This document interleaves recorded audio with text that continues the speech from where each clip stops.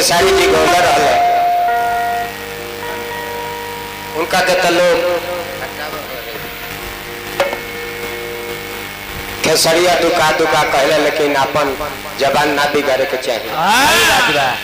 गीत गौलर रहले कि जेकरा मना बिगड़े है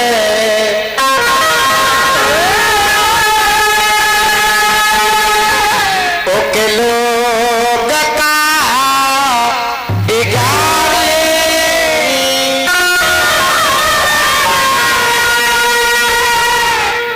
तो प्रोफेसर साहब ही है बार तनी धुन चेंज करके एकरा के हिट कर दिले। हाँ बहुत पहले भरत शर्मा जी गौलर रहने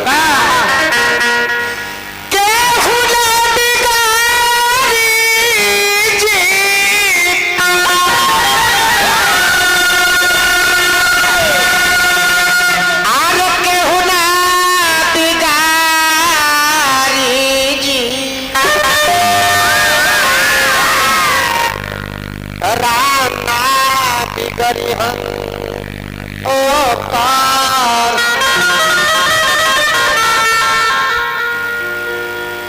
आरे के हुका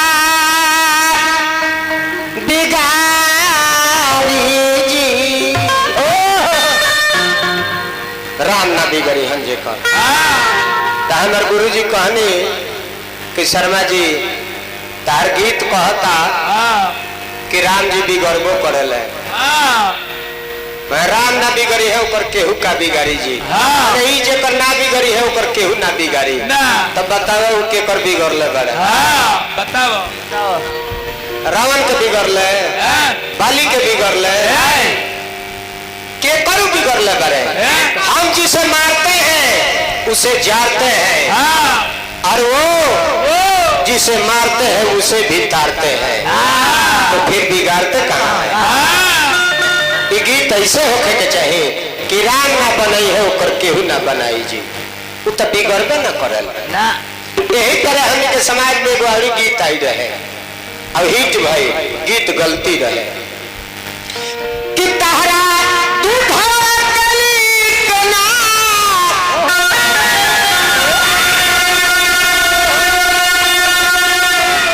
अरे दियाई ममता में सागर ना समाइए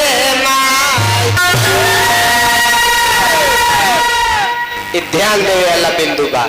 तारा ममता में सागर ना समाइए माई। अल्लूटा में गोबरी के पानी आटी एक माने की माई के ममता छोट बा ओमे सागर ना समाई। वो अपना जाने कभी गायक माई के ममता के बड़ाई कैले बड़े लेकिन इनमें शिकायत हो गई बा।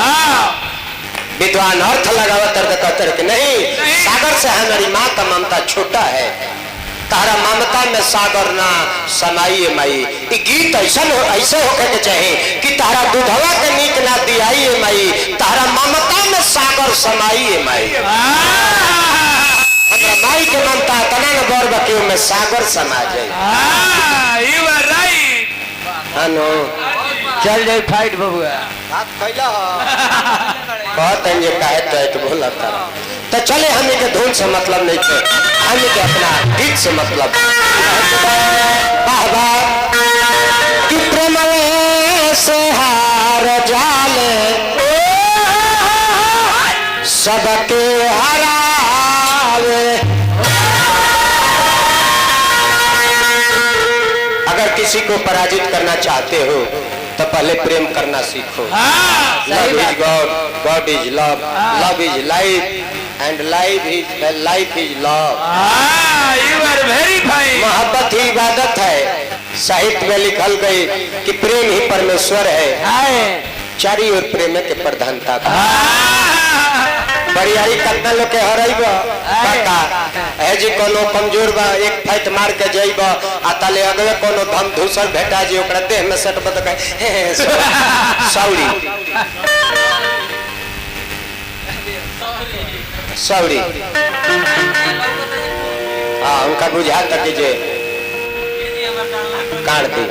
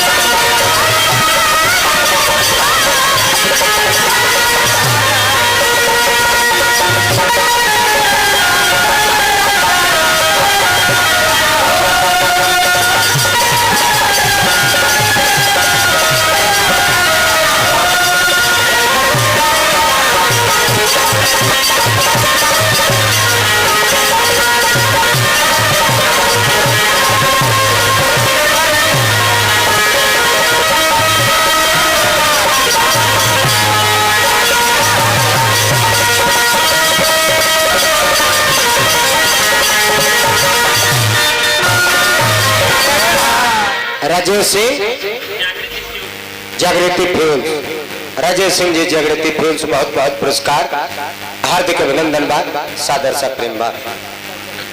अरविंद आटा चकी भाई जी की तरफ से पूरा समाज के बहुत बहुत पुरस्कार है, हार्दिक अभिनंदन बा, सादर सा प्रेम बा।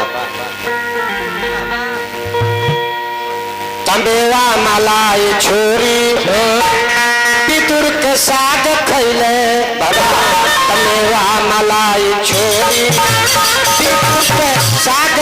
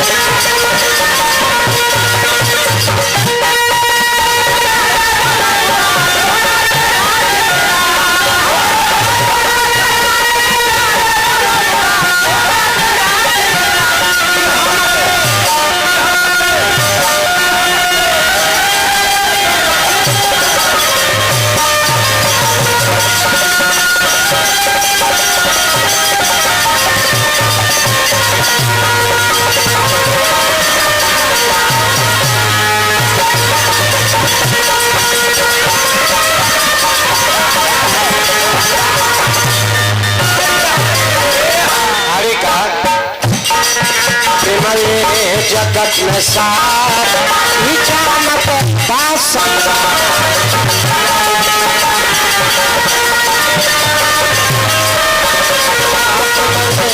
जगत में सार विचारत बासंगा